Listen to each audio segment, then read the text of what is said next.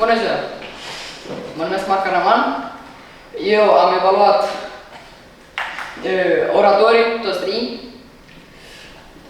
Putem să începem cu Nicoleta. Hai să începem cu recomandările. Tu de data asta ai avut contact vizual, dar că codul nu mai încurcă. Mie mi-a plăcut că ai avut gesturi, temă interesantă. Ai avut o pauză, ai avut glume și tonuri diferite pentru diferite segmente. Iată asta i-am apreciat. Cu recomandările. Eu am observat că tu foloseai și repetat foarte multe ori. Mi-a plăcut că... nu mi-a plăcut. Pot să mai recomand, în loc de like-uri, să folosești aprecieri. Ai avut o pauză mare.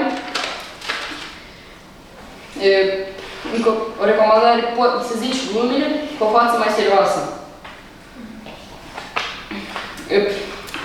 Am mai observat ceva, prietenița. Cum adică prietenița? Cum? Prietenii săi, poate? Stai să mă gândesc cum să traduci la român. Prietenii se dau la o parte, fata se dădea la o parte de colectivul său. Aha.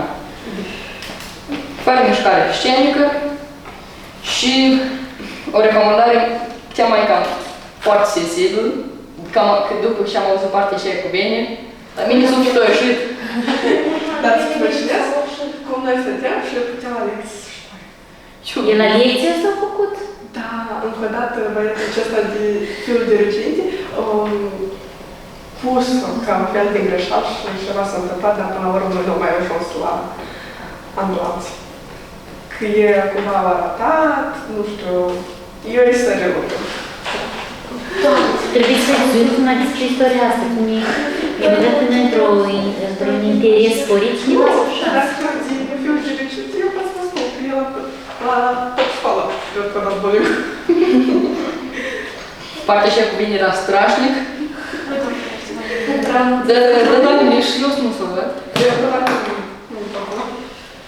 Până la urmă, ai avut o temă foarte interesantă, dar partea cu bine...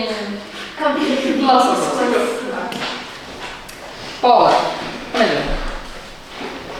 Iar mie mi-a plăcut că tu ai avut întrebări, era interactiv, ai avut gesturi bune, ai avut contact vizual, temă interesantă, ai avut un idee și cam atât. Pot să-ți recomand, tu ai avut un repetat, tu la fiecare, tu la o fel de segment, tu foloseai aproape fiecare secundă. Îți recomand că să la video și cum Daniel a zis, te uiți la videoclip fără audio, cu audio, fără imagine, dar numai cu audio. Și pot să mai zic să-ți recomand ca să folosești mișcare scenică, să lași emoțiile la o parte. Am observat că tu te mișcai pe loc, tu te... Așa, parcă dansai. Și fără concluzie. Tu ai avut un idee, dar tu n-ai dat o concluzie. La un discurs viitor, să pui și îndemn și concluzie. Dacă tu vrei. Sofia. Mie mi-a plăcut că tu ai avut mișcare scenică, ai avut gesturi, temă foarte interesantă, mimică, glume, tonul vocii superb. Mie mi-a plăcut. Extendii. O să bat la o parte. Și ai avut întrebări. Numai două recomandări. Ai avut o pauză mare la început.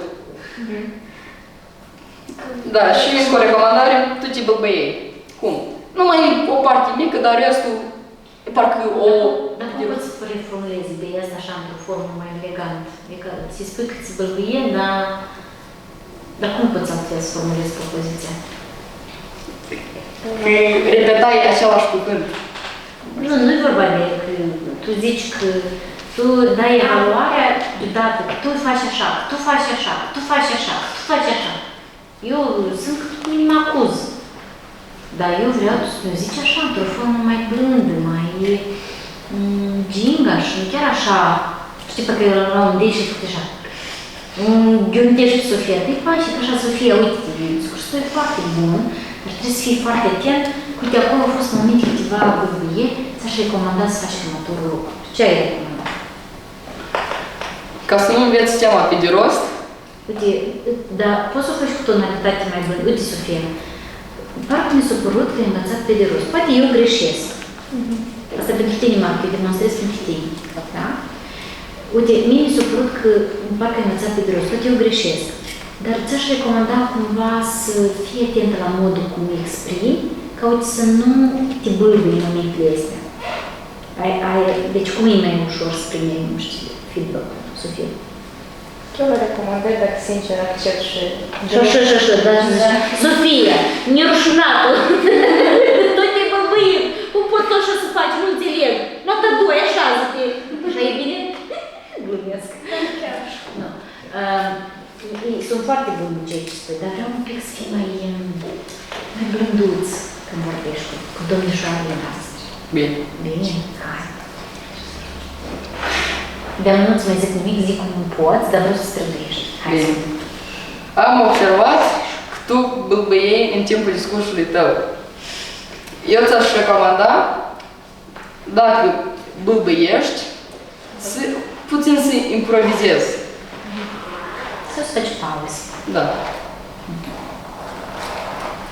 Mulțumesc că m-ați adus în față, că v-am evaluat pe vreo 3 oratori. 3 oratoare. 3 oratoare. Pe oratoarele noastre minunate. 3 oratoare noastre minunate.